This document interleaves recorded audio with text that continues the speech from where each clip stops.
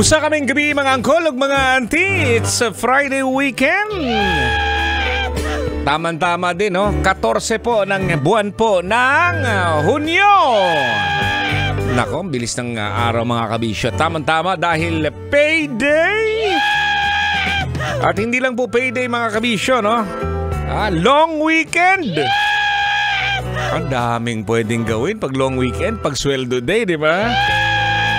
Oo, kaya lang may mga obligasyon po, no? Bilang isang may pamilya o kaya naman may obligasyon sa bahay. Halimbawa, ikaw yung nagbabayad ng upa. Oo, sa mga kuryente, bayarin sa kuryente, tubig at iba pang mga bills po mga kabisyo. Words, no? Siguraduhin muna para hindi ka mamumroblema sa mga darating na mga araw. Yan, tama-tama yan mga kabisyo, no? Hello po sa ating mga pamangkin at sa ngayon siguro, no, yung mga pauwi pa lang galing sa kani-kanilang eskwelahan, kani-kanilang trabaho sa opisina at nakasakay ngayon sa mga Egypt. Ayan, baka galing mo lang sa sa mall. Ayan, nagtingin-tingin lang siguro, no? At pag may naispatan na gustong bilhin, words, bili ka agad. Ayan. Hello po mga kabisyo. Of course, ako na naman po ang inyong kasama. Gabi-gabi, Lunes hanggang Biyernes, 9 p.m. hanggang 12 midnight. Ang inyong Angkol. Angkol Totoy, no? Angkol Totoy ba to? Words, no? At siyempre naman, no? Sa ganitong oras siguro, naiipit ka pa dyan sa traffic. Saan ka ba banda, ha? PM mo ako. Anyways, pag-uusapan naman natin mga kabisyo, no? Ngayon ay tungkol sa iyong ex-girlfriend, ex-boyfriend. Matanong lang kita ngayon, ha? Ayan, mga kabisyo, ikaw, nakikinig ngayon. Nung araw ba, hanggang ngayon, naalala mo pa ba kung bakit ka hiniwalayan ng inyong jowa? Sige nga. Words, kailangan pa bang i-memorize yan? Basic. Hindi na. Or hindi mo yata alam kung bakit ka hiniwalayan ng iyong jowa, di ba? May mga gano'n, no? Nagdadahilan nung iyong tao. Siguro, hindi lang siguro sinasabi kung bakit ka hiniwalayan, no?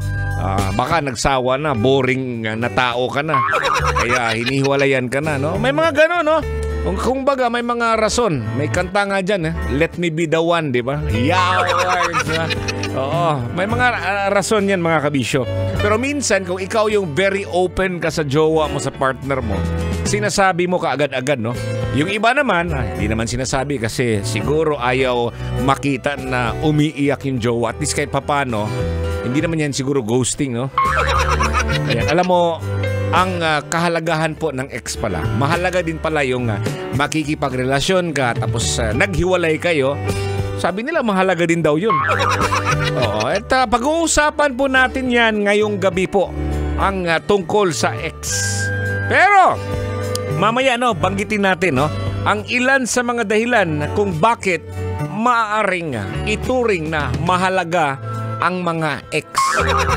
Pangilan ba yung jowa? Pangilan ba yung asawa mo na ngayon? Call.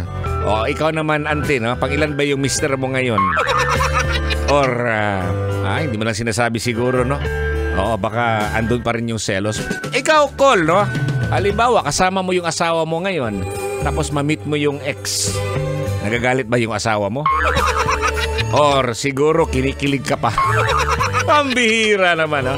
Mamaya po, no, ang pag-uusapan natin etong mga ginagawa para makalimutan si ex. Siguro naalala mo pa nung araw, no? Sobrang sakit talaga, pero kailangan mo talaga siyang kalimutan. So may ginagawa ka mga kabisyo. Punta ka po sa aking fan page, Totoy Bato Official, at may nakalagay doon mga ginagawa para makalimutan si ex Yawards. Ako pa rin ang inyong Uncle Totoy. Uncle Totoy Bato. Dito riyan sa ating programang Totoy na Lab. Only right here on 90.7 Love Radio. May gabi, kabisyo. Kailangan pa bang i-memorize yan? Love Radio. Basic!